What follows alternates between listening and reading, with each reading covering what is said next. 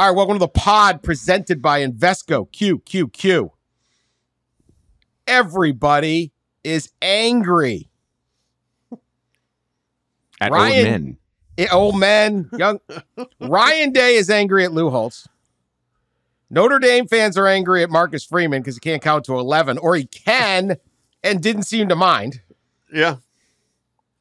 William Christopher Sweeney was angry at his defensive coordinator for a half, but then they lost anyway. Clemson fans have to be angry. Their team is sliding. Someone ought to be angry at Lane Kiffin for talking so much junk. And, yeah, another Ole Miss show up. Doing what they do. Jake Dickert, the Washington State coach, is angry with Lee Corso. Kirk Herbstreit is angry at Ryan Leaf, who is angry at Kirk Herbstreit because they were defending their guys. Dan Lanning is angry at any program that seeks frivolous attention, like maybe having 50 uniform combinations.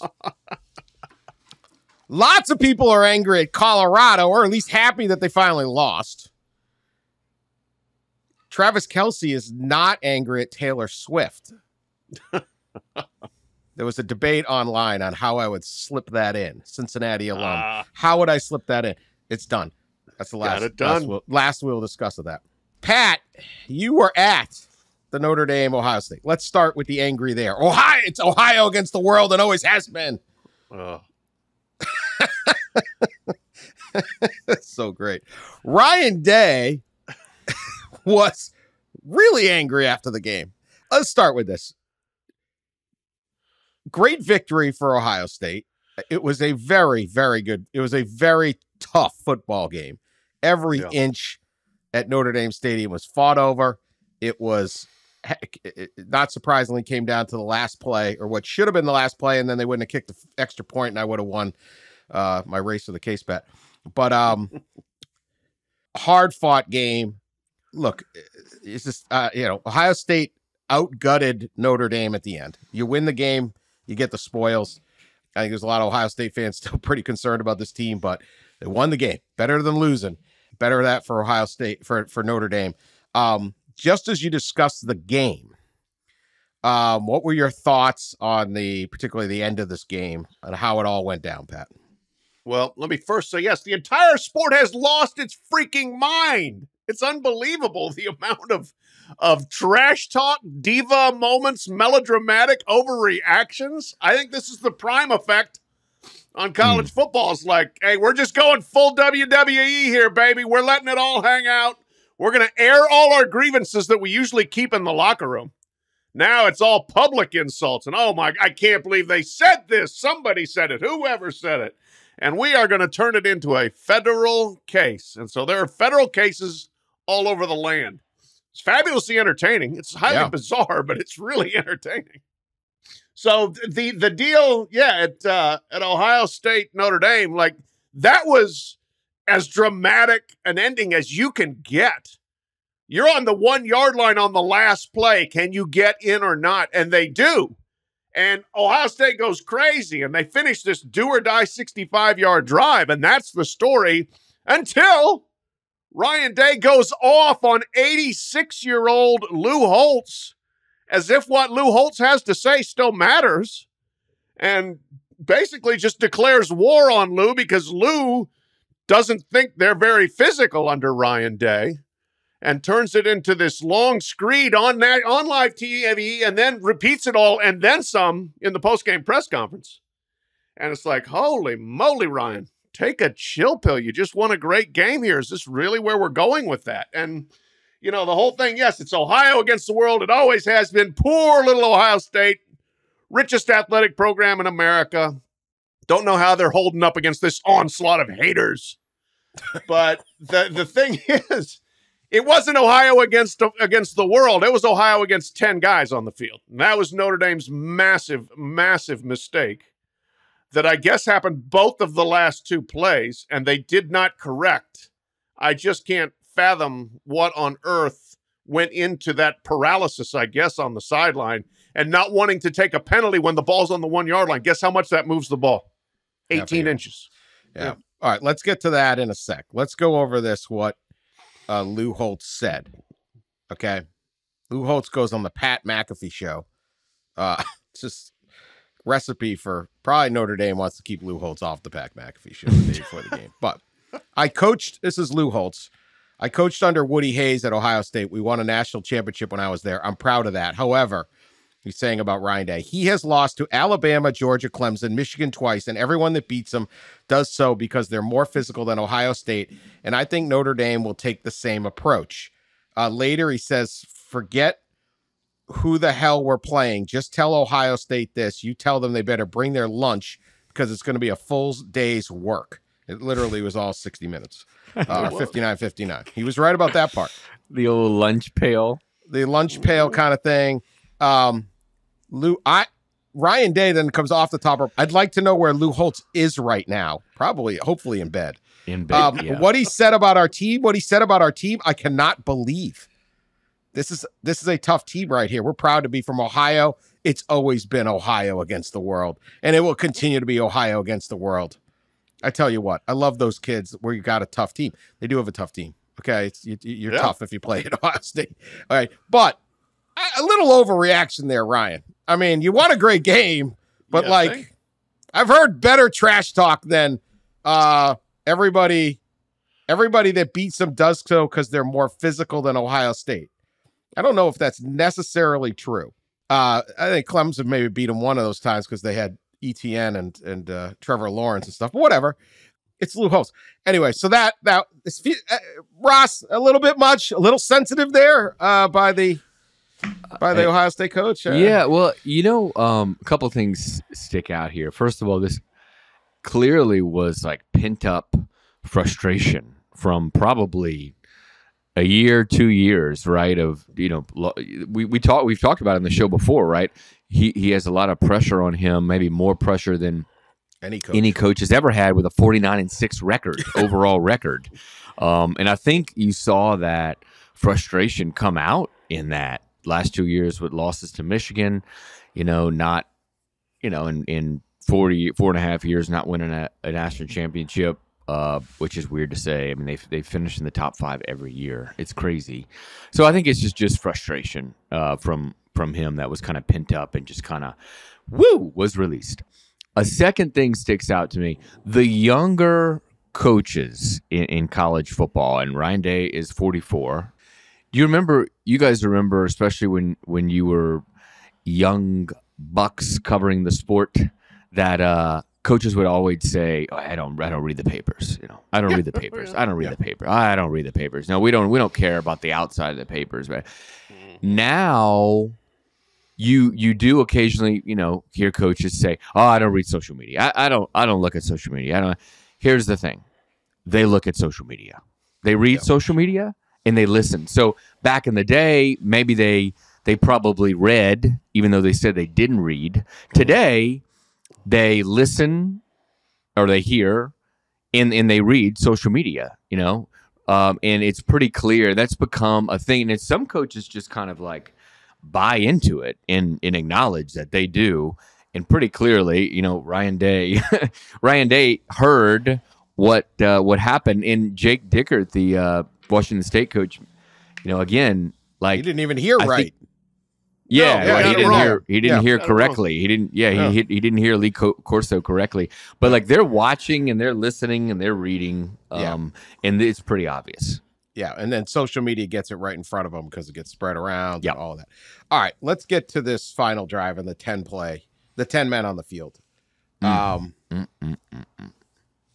This was absolutely wild. They get down to the 1 yard line. They've got a shot at 2 plays. They run a pass play. There's a timeout. Then they run a pass play. Then they run. First off, the possession before, I don't know why Notre Dame's passing the ball. It gives Ohio State terrible. It gives Ohio. I mean, Notre Dame had this thing. They had it. They had it. And look, they've lost 6 straight to Ohio State. Everybody loses to Ohio State, pretty much. Like, there's just only so many opportunities to have that night, and they had the game won. Their defense played so well. Sam Hartman was good enough. The offense was good enough. They're sitting there with that lead, and they 14-10, and they give them too much time.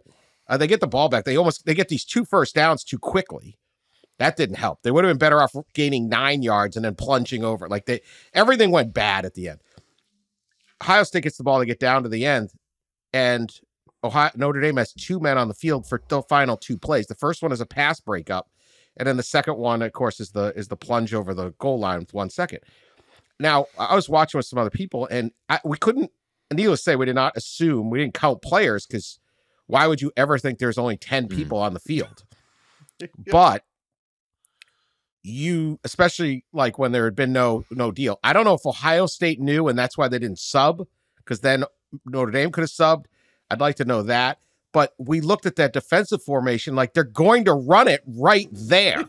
Right. Like where there's no defensive tackle. Yeah. Right. Yeah. It's like if he throws another pass, he should get fired. Like, I don't care if you're 49-6. If you throw another pass when there's that gap right there, and we're like, why are those two? Wait, there's 2 guys. We didn't think it was 10 guys. Yeah. All-time coaching gaff. Egregious. I'm sorry. Egregious. Marcus Freeman may be a likable guy. That is just 10 for 2 plays. And then he says, we knew about it. We didn't want to take a penalty. Now, they love analytics, but there can't be an analytic that says you're more likely to stop from the 1 with 10 guys than the half-yard line with 11. There can't be enough scenarios because I was waiting for one of these. Well, I was like, that's a stupid play. I'm waiting for actually, there's a 50.1. The numbers say we ran this, computed it 18,000 times. Yeah, no, I'm sorry. You want 11 guys. Take the penalty and get short yardage defense. I don't understand the explanation. I don't understand how the failure happens. I don't understand any of it, Pat. No, and the other thing, and this was where, again, I think Ryan Day was a little excessive in the celebration of his team's toughness. They barely got that yard against 10 guys, running right over the absent player. About 3 or 4 inches. Chip the Holy Ghost. If they had stopped them, that would have been gone down in Notre Dame lore. The Holy Ghost. The Holy Ghost. But somebody tweeted they put it in the Lord's hands. Yeah, they put it in the Lord's hands. Well, the Lord's not big enough to be a run stopper, I'm afraid. No, the Holy Ghost, that turned out to be a 303-pound nose guard. I don't know. I don't know what. No. I mean, it was like you said, it was a great game. It was so fiercely contested, great atmosphere. And then it was just kind of this cacophony of what the hell's going on? What are they doing? Why did they do that? Why didn't they do that? And then what did Ryan Day say? Everything just blew up at the very end. Yeah. Unbelievable game. Huge victory for Ohio State as they carry on. Certainly leads them into the likelihood they're unbeaten when they play Penn State. Yep. Who looked very, very good at beating Iowa. We'll get to that a little bit later. And keeps everything alive. And for Notre Dame, it's another close, but no. And I'll tell you, if they had beaten they'd beaten Ohio State, they had a real playoff chance. They're going to get USC later this year. Clemson looks beatable. I mean, it just was an unbelievably blown opportunity for Notre Dame. Yeah. Just an unbelievable blown opportunity on their big, big week. Yeah, that's self-inflicted, really. I mean, don't give Ohio State credit for battling, but the way Notre Dame finished that game was just a disaster. These teams, always look at it like these teams are, at the top of college football, the top maybe 15 to 25 programs, powerhouse programs. They're so even talent-wise that these little decisions, like late in games, often are the difference in man. Like this was just a perfect example of that. And maybe we get later this week more of an answer from Marcus Freeman about how this happened, not only once but twice. It's just what happened once. He just didn't care. He just didn't. Yeah. The fact that he knew was bad. I could not believe. Yeah. Just take the penalty. Run out in the field. Get a 15-yarder. Exactly. Who cares? Yeah. Exactly. And that's where, it's like All right. It would be a bad mistake, but it would be, okay, fog of war. We screwed up, heat of the moment. But to know you only have 10 guys out there and like, yeah, we're just going to roll with this. It says right here, yeah, we were trying to get a fourth D lineman on the field, and I told them to just stay off because we can't afford a penalty. I didn't have any timeouts, so we couldn't afford a penalty there. Yes, you could. It's on us. We've got to be better. Now, if you're on offense, you get the penalty. It's a 10-second runoff, right? Yeah. But that's not an issue. Like, is there something there's nothing, right? No. And that's where, okay, like the other thing, you mentioned the 10-second runoff. Ohio State used its last timeout to avoid a 10-second runoff that would have left it with 5 seconds on the clock. They only had that timeout because Notre Dame threw that screen pass and didn't force Ohio State to use another timeout. Mm-hmm. He wanted to be aggressive and, play for the passing on the final down, whatever. I don't know. Tough loss for Notre Dame. We'll see where they go. They have a nice team. That was as good of a Notre Dame performance as I've seen in a long time. Yeah. I mean, they lost, but like even they beat Clemson a year or two ago. Mm-hmm. They beat them last year, but then the one where DJ Uyunglele played, that was they balled out that game, but Trevor Lawrence was out with COVID. Yeah. Yes. Right. A couple years ago. Mm-hmm. Yeah. Defensively, that it was impressive to do what they did. I don't know if Ohio State should be concerned defensively or offensively. Another kind of issue there, or is it just Notre Dame's defense is really good? I don't know. I guess we're going to find out a lot more this weekend, too, because Notre Dame plays at Duke undefeated and playing really well. Big game there. Game day, I think, is going to Duke for the first time ever.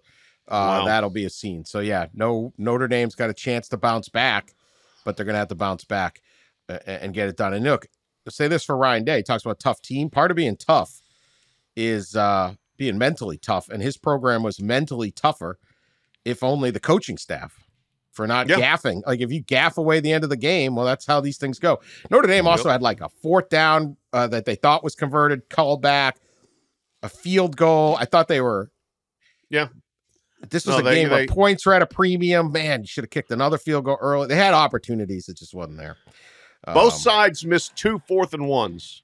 Yeah. And that was another area where, if Ohio State didn't get that last yard, Ryan Day was going to get barbecued. Because the one before that, they run a jet sweep. We're a tough team, but we're going to run a jet sweep with a receiver into the boundary. And then the other one, 4th and 1 of the goal line, which a lot of people run this play, but the play action rollout throw to the tight end, and they covered it, and that was that. So they were not going to pound the ball straight at Notre Dame then. Yeah. All right, Florida State, huge win. They go to Death Valley. They get the victory over Clemson, 31-24 in overtime. Game switched on when Jalen Deloach strips Cade Klubnik of the ball. They picked it up. They scored. I thought Clemson was going to win the game until then. End of the game for Clemson. Offensively was a disaster. Bad play calling, not aggressive at the very end of regulation. All-around mess. Keon Coleman, holy cow, what a player. What a game he had. Jordan Travis played really well. Seminoles 4-0 and have now beaten LSU on a neutral field and Clemson at Clemson. There's a possibility they face again, although probably not. Clemson's got 2 league losses. So thoughts overall on this one, Ross? Yeah, they've got, you just said it there. They probably got the best 2 wins in the country. LSU in a neutral field and winning at Clemson. That's why I put them number 1 in our poll this week. I think they have the best 2 wins in the nation as far as combo. I kind of thought the same. About midway through the third quarter, I thought, Clemson's gonna do this thing, and we're gonna have Dabo prevail again and beat Florida State. It's gonna be the same old story, and the scoop and score kind of changed things. And late in the game, obviously, Keon Coleman just pretty remarkable. I think we talked about it after the LSU game. Spent some time with his family, like after that game when he kind of blew up. And isn't it fitting? Keon Coleman, a transfer, right, is kind of the difference late in that game against a team that doesn't have any transfers, basically. So backup QB, yeah, and a kicker coming off a Zoom class or something. Yeah. Oh, yeah. Off the street, basically, who missed. Yeah, that's a missed whole the field goal. Jonathan White's. Missed the field goal that would have basically, won the game. Yeah, missed a 29-yarder. Ouch. Yeah, I have to say I did not get to see a lot of this game because I arrived at the Notre Dame tailgate scene. I had a friend who was there. Oh, boy. And nobody at Notre Dame watches other games. Oh. Nobody. There's nobody has any games on TV. What do they They're do? all just standing around drinking, like looking around like this is not Tuscaloosa. Clearly, where are the TVs? I'm going around asking people. That was the other thing. Cell service disaster. Couldn't even get a score. I'm walking around asking, hey, who won Florida State Clemson? I didn't know for a half an hour. Wait, Wow. so they don't put TVs up off the side of the RVs or at the tail? Really? I finally found two people that did, but neither of them had watched Florida State Clemson. This is the most Notre Dame thing ever. It is.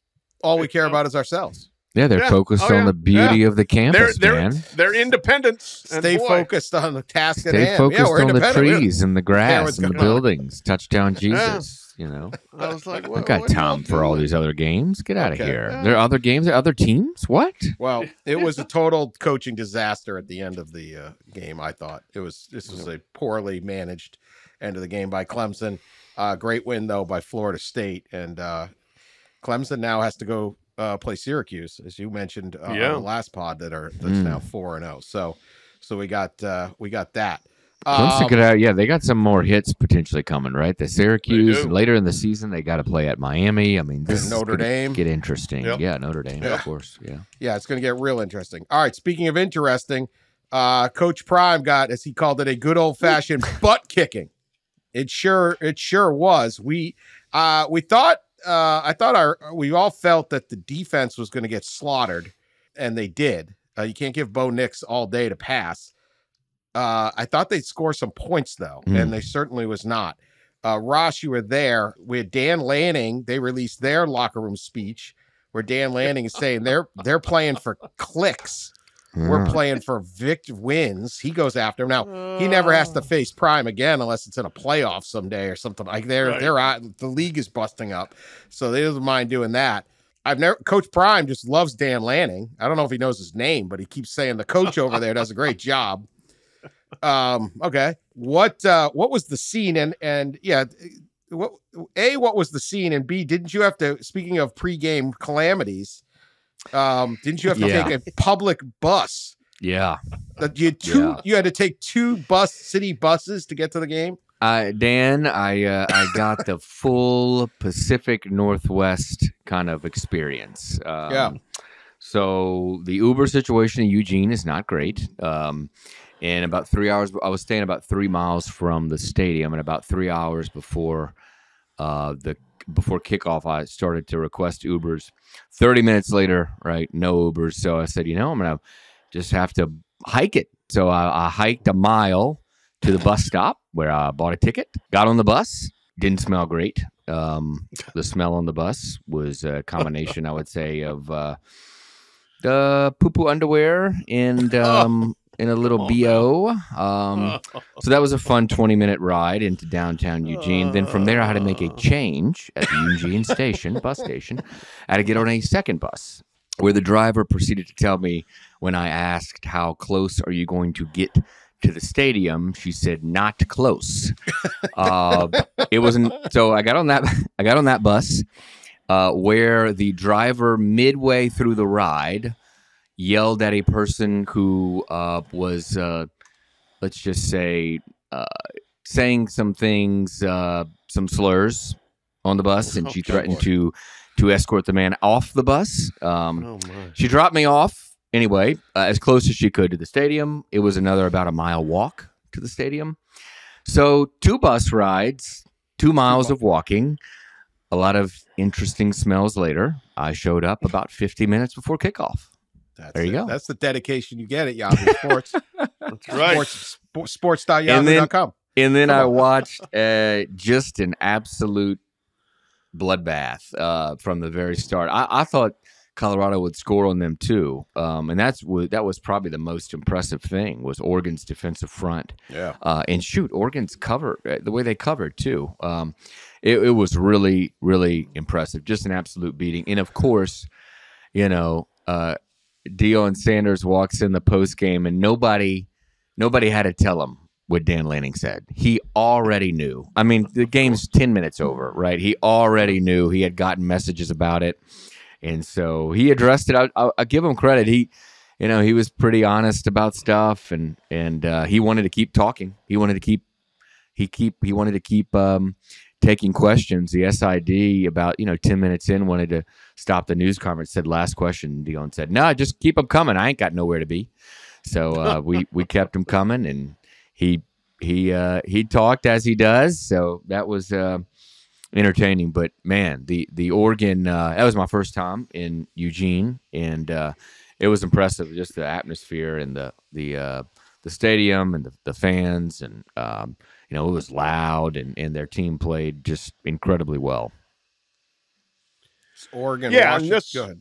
Go ahead. Well, this was the for lack of a better term, I think the comeuppance Colorado had coming. As you said, Dan, we kind of thought this would happen. I agree that the fact that their offense could do nothing was pretty surprising. But when you can't run the ball at all, you're setting yourself up. You're setting your quarterback up to get just mauled.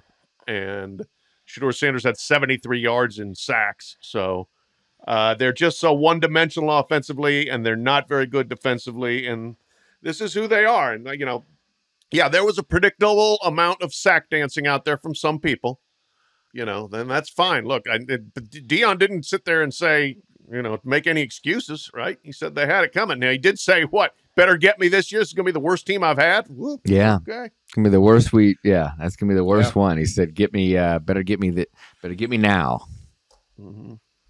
He will improve the lines. It's hard to turn it. There's definitely, I think people are tired. There's so much talk about him. I don't really watch ESPN. So everyone's like, all they talk about all day long is Deion Sanders. And that's probably the case. I watch some ESPN, but the way they talk about the Cowboys or whatever, or LeBron James, but I hadn't seen that. But I think if I was a heavy ESPN watcher this week, I would have been probably tired of it too. As it just kind of goes over the top on everything. But yeah, this was pretty much predicted, except the offense couldn't get anything going. So now they got USC. Doesn't get any easier. Only gets tougher. This Pac-12 race, though, is going to be Oregon, Washington, USC all look fantastic. So doesn't Utah. They're 4-0 without Cam Rising. Yeah. They had no problem beating, not really much of a problem beating UCLA. Their defense totally shut down Dante Moore. And Washington State won that game. We'll get to that in a sec. So this Pac-12 race is going to be incredible going forward. All eyes out west still on all of that. We'll see. Coach Prime all week going in, if you watched his channels, I don't know what's getting said, and he certainly did a million interviews. He's like, we're not good. We're not playing well. It's standard. It's embarrassing. We can't be putting it out there. And boy, I can't wait to see what he's got this week on his chatter. All right. We will be back right after this. All right. The Washington State defeats Oregon State 38-35. Wild, fun game.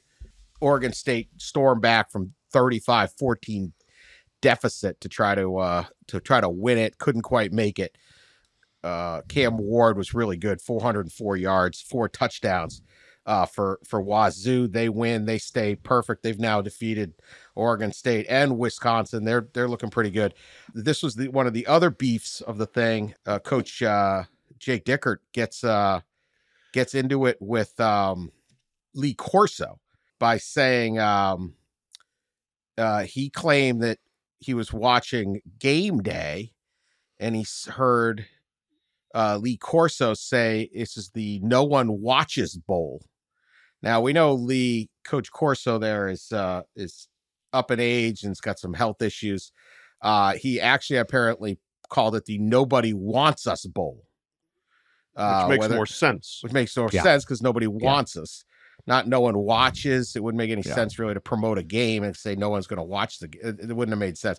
That makes sense. So I believe that's what Corso actually said. Nobody wants this bowl, but he's all fired up about that. Then all of a sudden he's got Herb Street coming back and Ryan Leaf is jumping in. Everyone's, and at the end of the day, I mean, they're all yelling at each other, and Washington State's pissed because ESPN basically blew up their league. And that's partially true, but it's also partially kind of true. got the wrong network. Yeah, right. There's a lot of things Jake Dicker got wrong there. Yeah. And then, I mean, ESPN played a part, but not as big a part as FOX. Yeah. Fox played a bigger part. And then really George Kliavkoff didn't, gave ESPN this absurd number that they wanted in money. And that's why ESPN just said, forget it.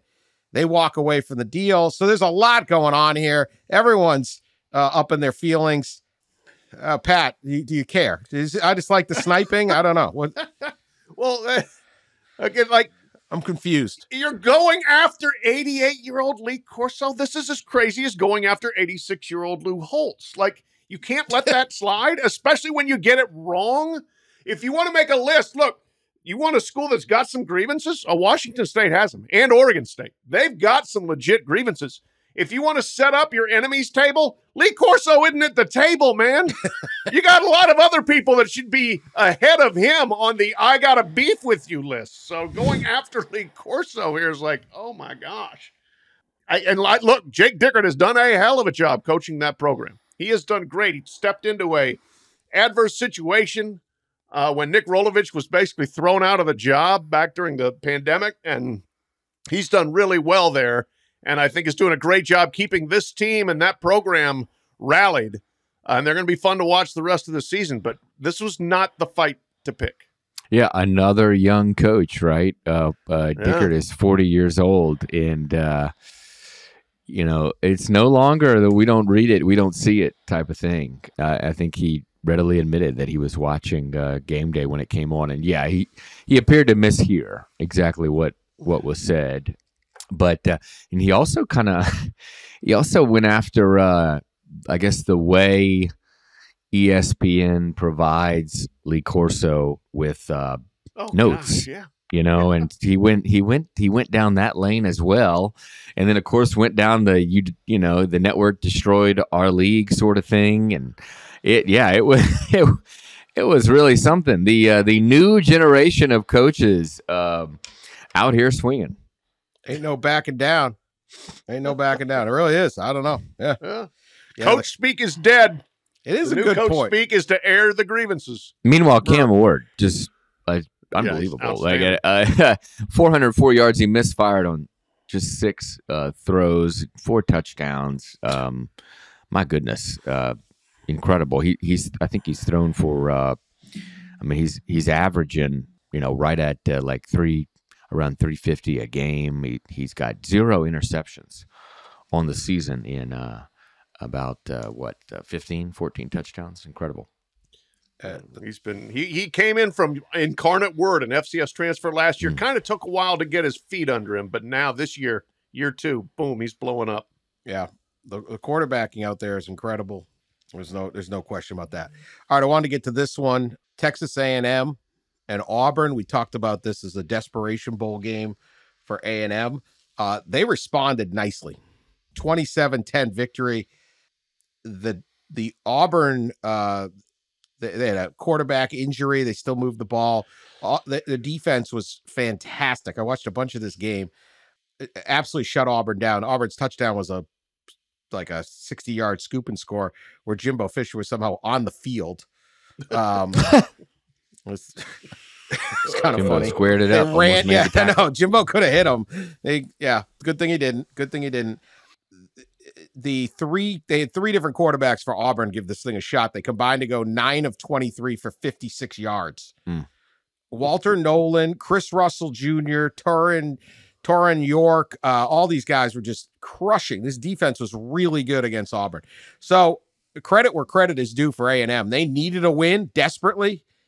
and they got it. That's a good solid win to get something going. Because man, Kyle Field, they were showing those stands, and they're doing their best to like show the fan like it's packed. Like they built that place so big. Yeah.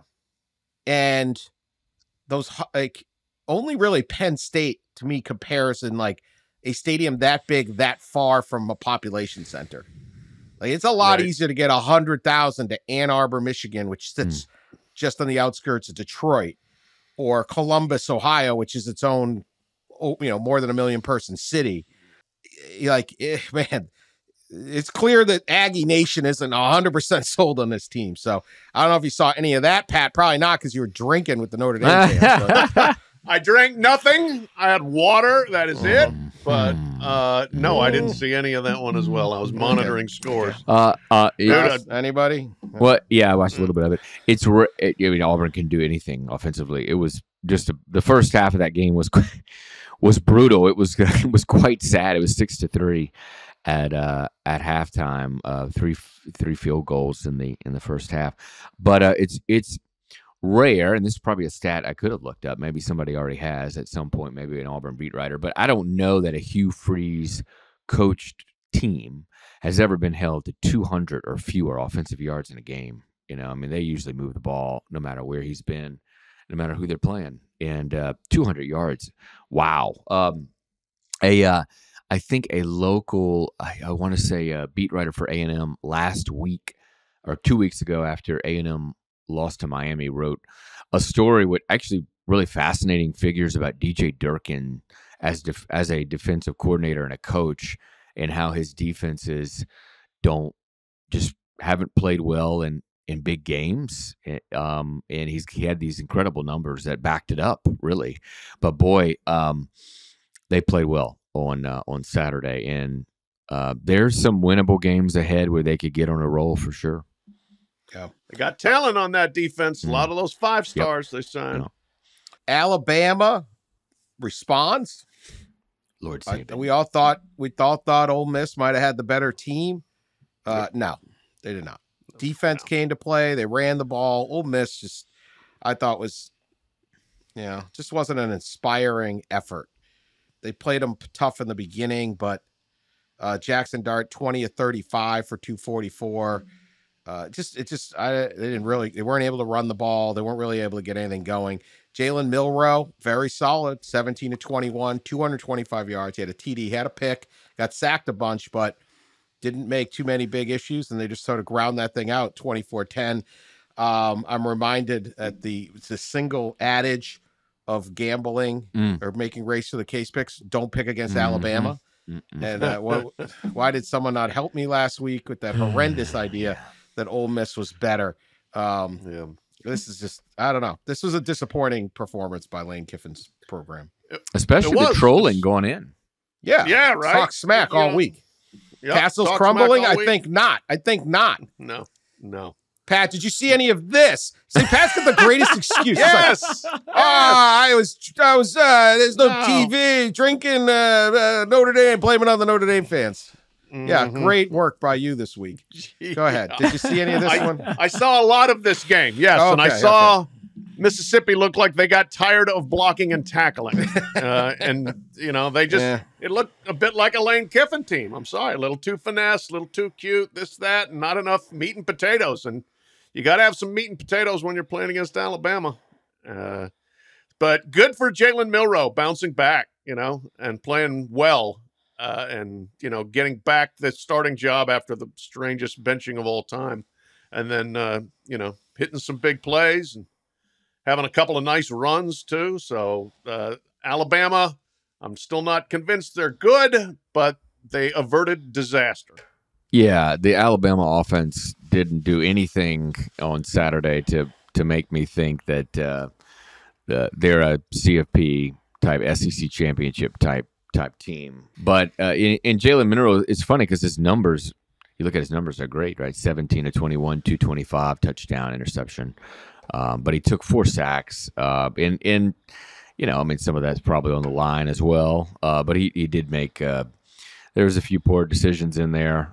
But they obviously pushed through and got it done. I mean, I think Alabama was on the They got a turnover and they were at the 1, and they went backwards. So offensively, it's still a struggle. And maybe this is the Alabama team of old where they're going to have to rely on their defense. They have to win games like this, 24-10, 21-7, 17-14. I mean, it might be turning back the clock a little bit for Alabama. They can't sling it around and put up the points. So, you gotta play ball control offense and kind of lean on the defense. I was so fascinated with the quotes after this game from the Ole Miss side, from Lane Kiffin and from Jackson Dart, the quarterback.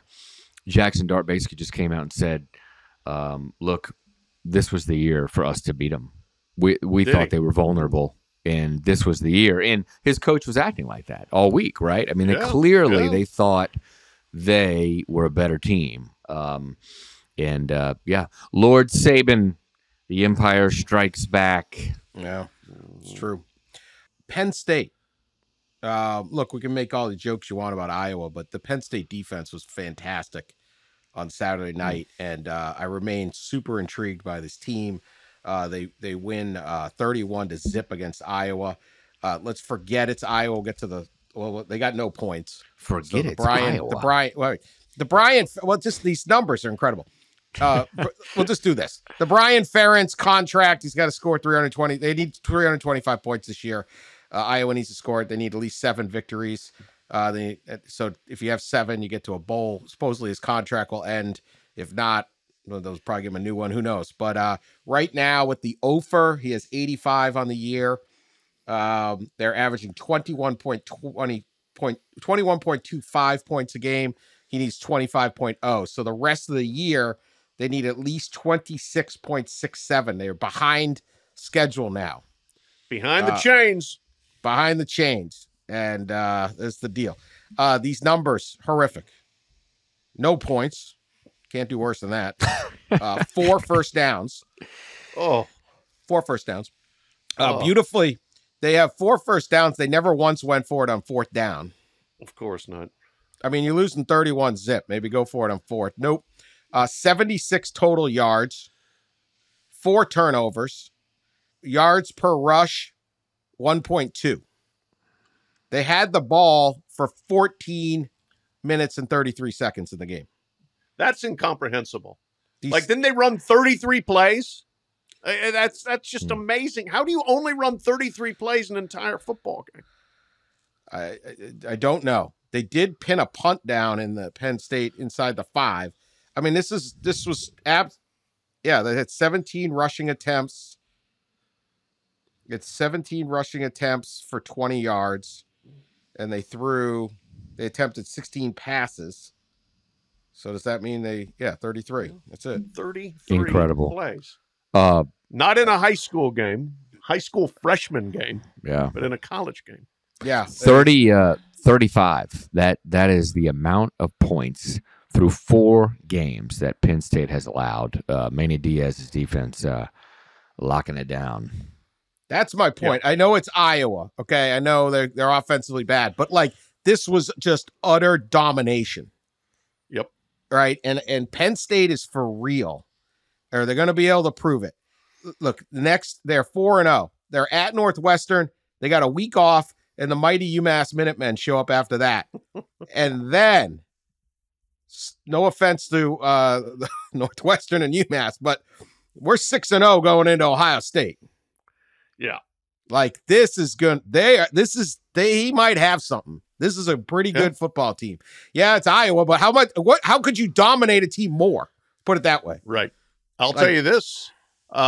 Penn State, 215 rushing yards, the most against Iowa in 4 years. So they controlled the clock. They pounded the ball on them. And I think that's a good formula against Ohio State.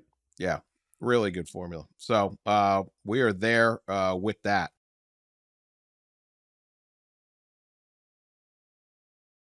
It's time to move on to our most innovative play of the weekend, courtesy of Invesco QQQ. Pat, which team was leading the way this Saturday? I'm going to go with Oregon. The Ducks there, in addition to just mauling the heck out of Colorado straight up, They threw a little trickeration at the Buffaloes.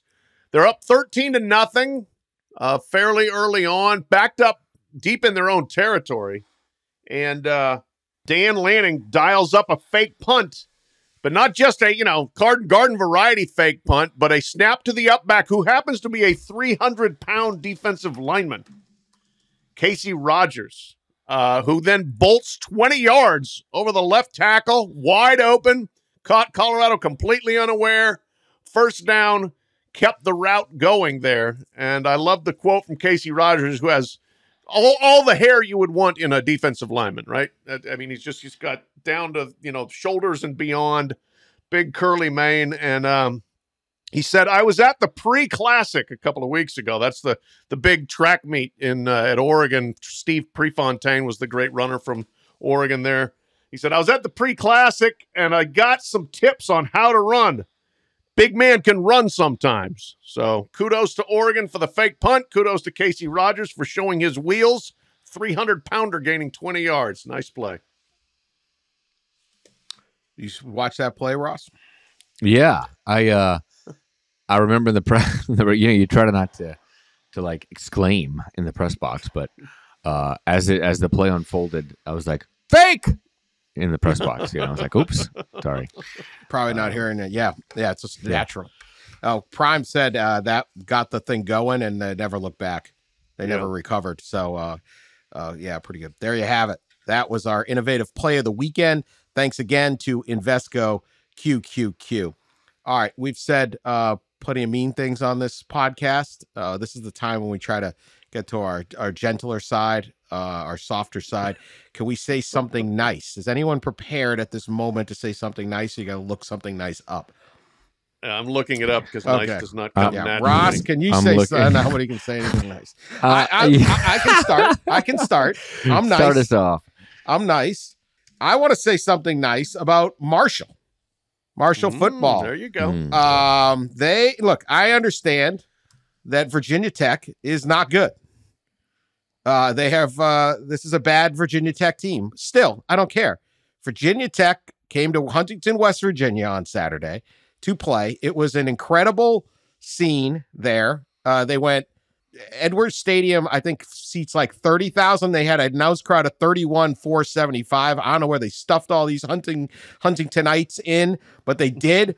They've had bigger crowds in the past, but they've kind of refigured the thing. They jammed everyone in. It was a beautiful day. They beat a Power 5 opponent, a team that's just over the mountains, a kind of historic neighborhood team. Marshall's just such a proud program. Obviously, they had the plane crash back in the day. It's a historic program, all the different things. They're also a really good team. Charles Huff is an excellent football coach. He's a former Nick Saban assistant, and they have just rolled along with him. They beat Notre Dame last year, which is great, but it's on the road. But when you can get a chance to build and get a home victory and set that great little River City up and everyone partying, everyone excited, that's a great day for Marshall. They have now won 8 games in a row. Charles Huff should be a very, very hot coach for somebody looking. They went 9-4 last year.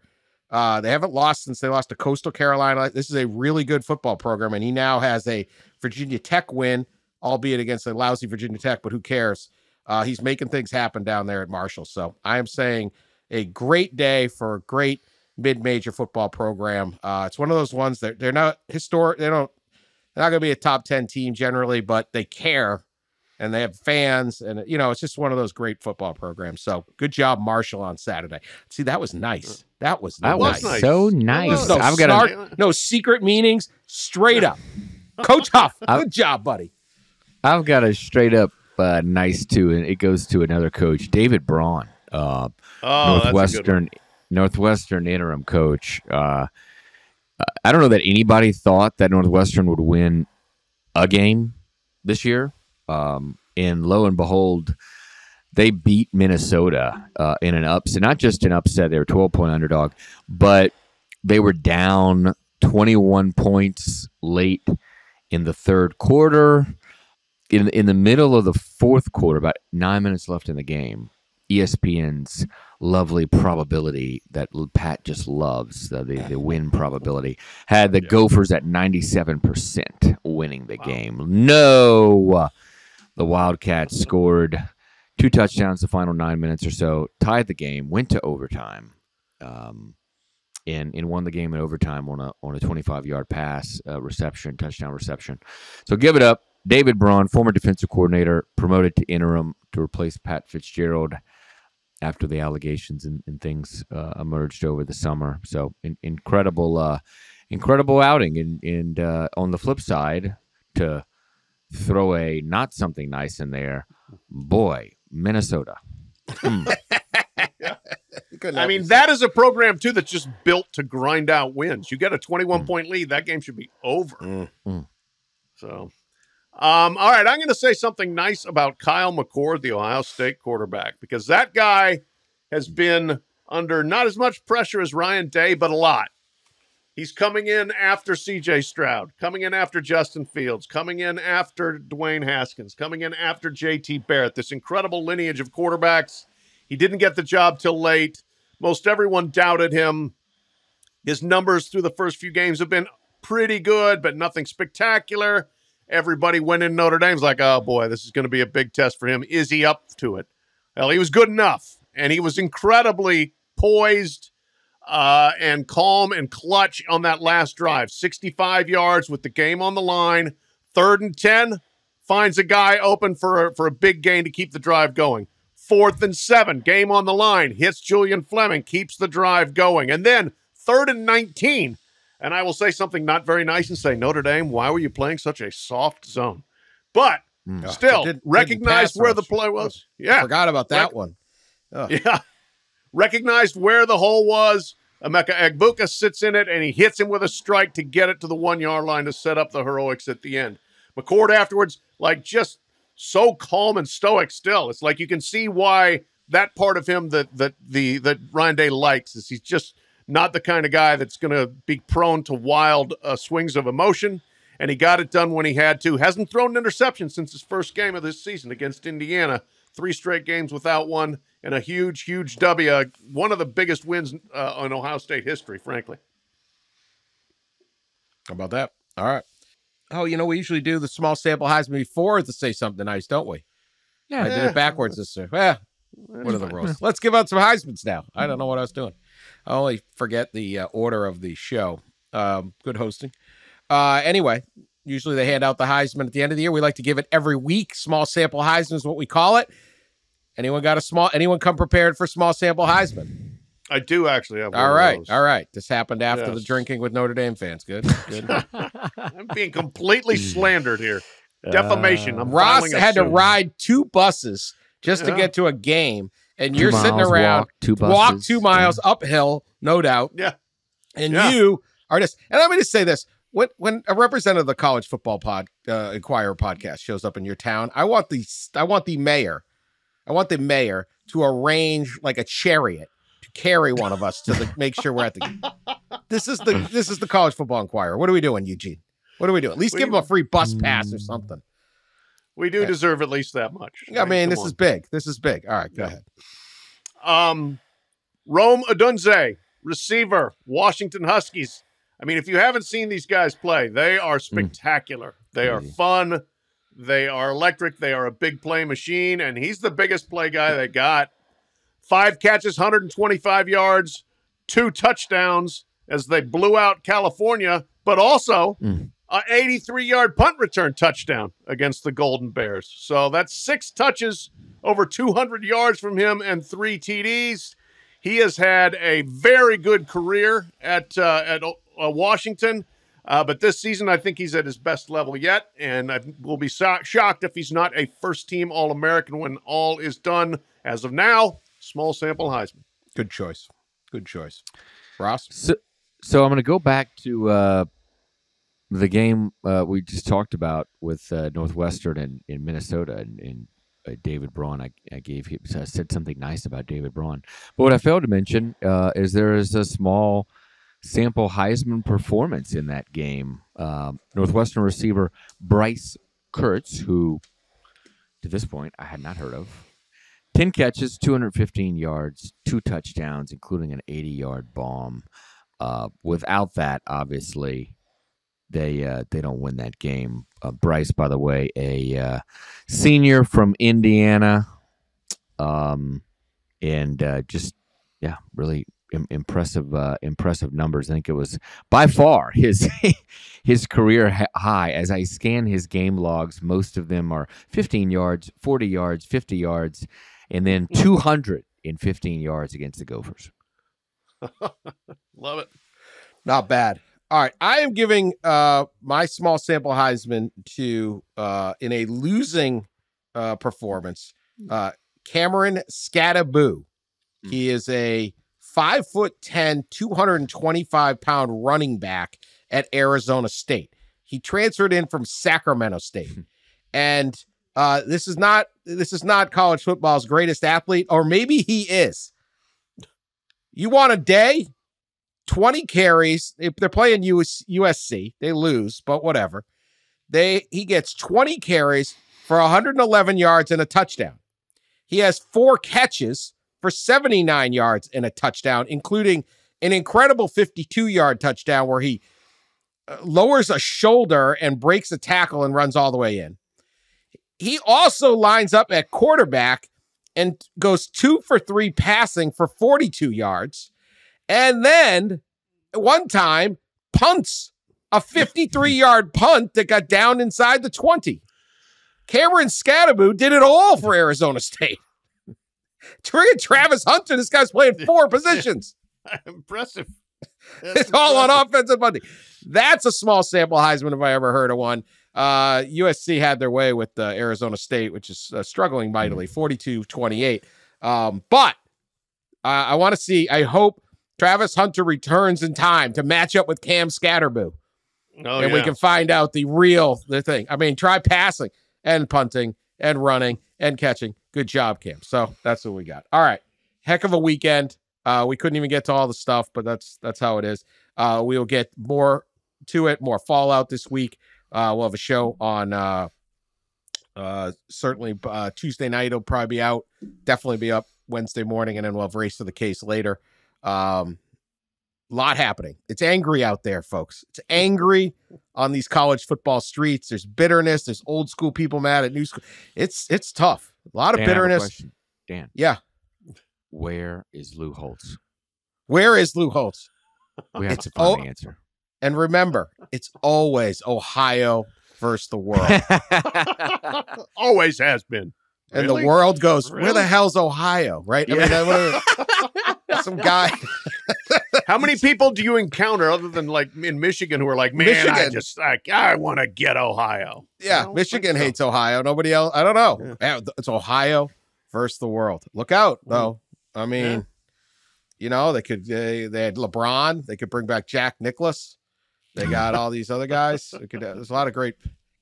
Travis Kelce. Did we mention Travis? No, Don't bring the Swifties in here. It's too much. It's too much. Can't do this. That's going to be like wall-to-wall breakdown. Can't wait for the Stephen A. Smith breakdown of this situation. Anyway, we're appreciate everyone listening, sharing us on social media, telling your friends about the show, and we will be back later. Talk to you later.